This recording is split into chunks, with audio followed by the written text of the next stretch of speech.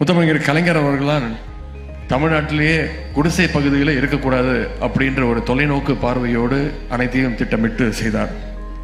இங்கே குறிப்பிட்டது போல 1970களில் இந்தியாவிலே முதல் முறையாக குடிசை மாற்று வாரியத்தை உருவாக்கினவர் முத்தமிழர் டாக்டர் கலைஞர் அவர்கள்.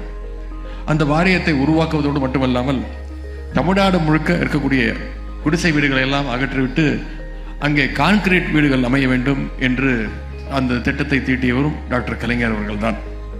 குறிப்பாக தன்னுடைய தொகுதியில், இந்த சைதாப்பேட்டை தொகுதியில் 1970 இந்த இடத்துல, இதே இடத்துல அவர்தான் 448 குடியிருப்புகளை கட்டி தந்தார். அந்த குடியிருப்புகள் பழசான காரணத்தினால இன்னைக்கு நம்முடைய திராவிட மாடல் அரசு, நம்முடைய முதலமைச்சர் அவர்கள் சுமார் 78 கோடி ரூபாய் செலவில் 504 புதிய வீடுகளை, குடியிருப்புகளை நம்முடைய முதலமைச்சர் அவர்கள் உங்களுக்கு கட்டி கொடுத்திருக்கிறார். அன்னைக்கு முத்தமிழர் கலைஞர் அவர்கள் உங்களுடைய அப்பா, அம்மா, தாத்தா, பாட்டி அவங்க கிட்டலாம் இந்த வீடுகளை ஒப்படைச்சிருப்பார். இன்னைக்கு அவருடைய மகன் நம்முடைய முதலமைச்சர் அவர்கள் உங்களுக்கு இந்த வீடுகளை மீண்டும் உங்கள்கிட்ட கொடுத்திருக்கிறார்.